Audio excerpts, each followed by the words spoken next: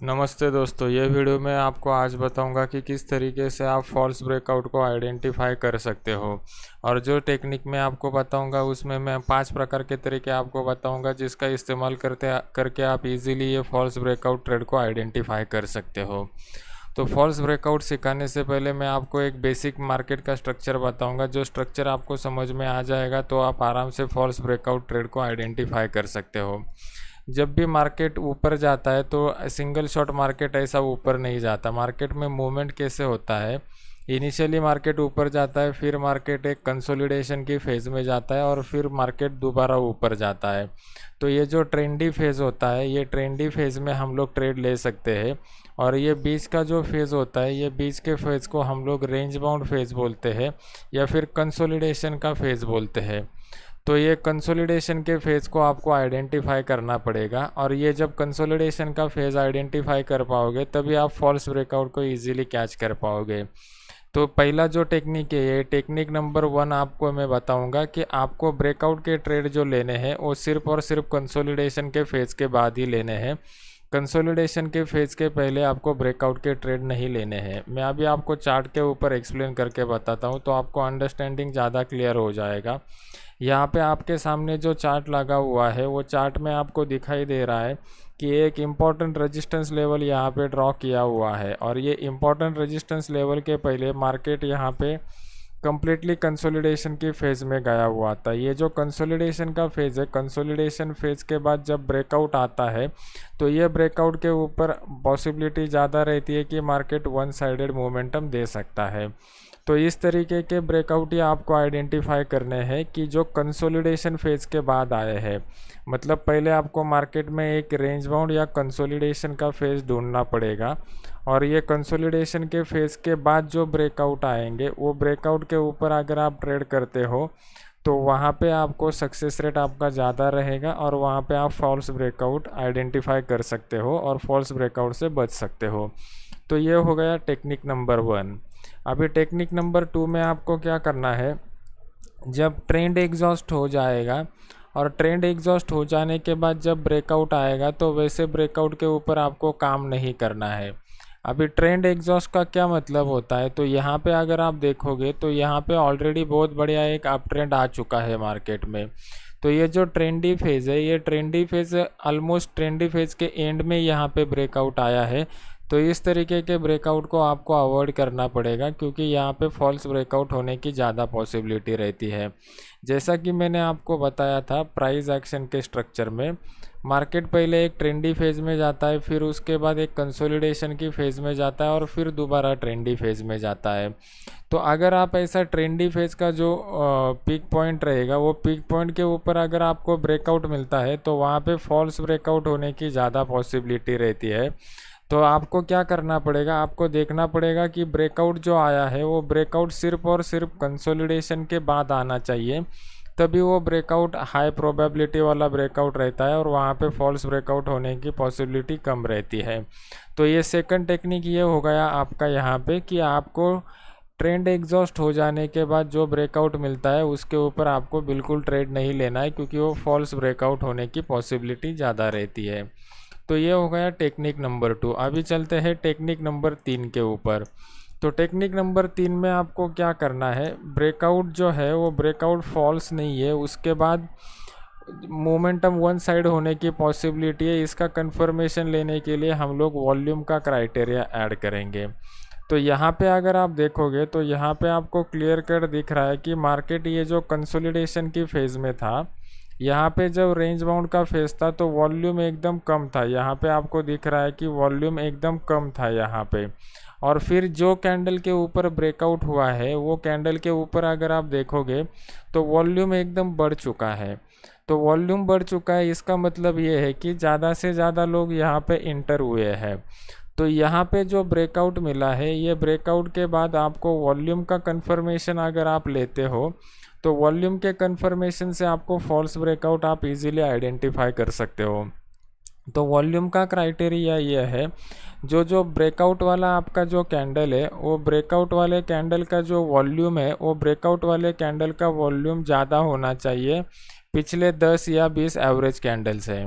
तो ये आपका वॉल्यूम का क्राइटेरिया अगर आप ऐड करते हो तो आप फॉल्स ब्रेकआउट को ईजिली आइडेंटिफाई कर पाओगे। तो ये हो गया टेक्निक नंबर 3। अभी टेक्निक नंबर 4 की तरफ जाते हैं। टेक्निक नंबर 4 में आपको क्या करना है, फॉल्स ब्रेकआउट अवॉइड करने के लिए प्राइस कंफर्मेशन आप ले सकते हो। प्राइस कंफर्मेशन आपको कैसे लेना है, ये सिंपल लैंग्वेज में अभी आपको मैं बताता हूँ। जनरली लोग क्या करते हैं, ये ब्रेकआउट होने के बाद यहाँ पे वेट करते हैं। सबसे इम्पोर्टेंट बात आपको ये या ख्याल रखनी है कि ब्रेकआउट जो हम लोगों को आइडेंटिफाई करना है, ये ब्रेकआउट हम लोग कहाँ पे आइडेंटिफाई करेंगे, तो क्लोज बेसिस के ऊपर हम लोग ब्रेकआउट आइडेंटिफाई करेंगे। मतलब ये जो कैंडल है, ये कैंडल क्लोज होने तक हम लोग वेट करेंगे और क्लोज हो जाने के बाद हम लोग क्या करेंगे, इमीडिएटली नेक्स्ट कैंडल के ओपन के ऊपर बाय नहीं करेंगे।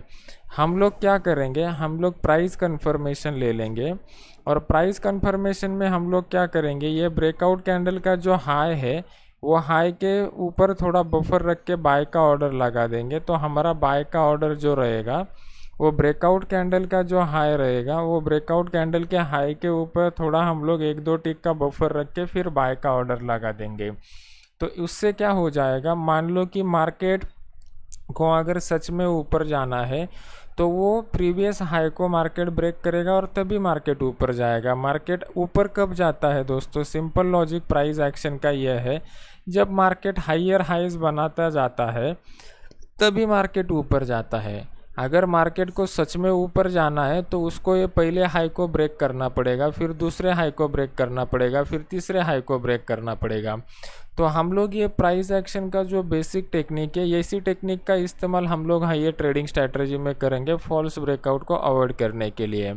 तो हम लोग क्या करेंगे, ये ब्रेकआउट कैंडल का जो हाई पॉइंट रहेगा, ये ब्रेकआउट कैंडल के हाई पॉइंट के ऊपर हम लोग कुछ बफर रखेंगे, 2 टिक का 4 टिक का, और फिर वहाँ पे बाय का ऑर्डर लगा देंगे। तो उससे आपका फॉल्स ब्रेकआउट अवॉइड हो सकता है। फिर तीसरा एक टेक्निक में पांचवा एक टेक्निक आपको बताता हूँ, फॉल्स ब्रेकआउट को आप किस तरीके से अवॉइड कर सकते हो। अभी ब्रेकआउट फॉल्स हो गया, मतलब यहाँ पे ब्रेकआउट फेल हो गया, ये हम लोग कब करते हैं, मानते हैं जब हमारा स्टॉप लॉस ट्रिगर हो जाता है, तब हम लोग बोलते हैं कि अभी ये ब्रेकआउट फेल हो गया।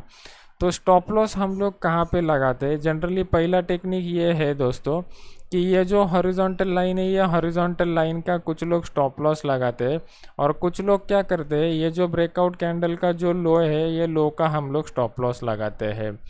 तो यहाँ पे एक सिंपल टेक्निक आप क्या यूज कर सकते हो, जनरली मैंने देखा हुआ है कि मार्केट क्या करता है, मार्केट यहाँ से नीचे आके ये लेवल तक आता है और यहाँ से ही दोबारा ऊपर घूमता है।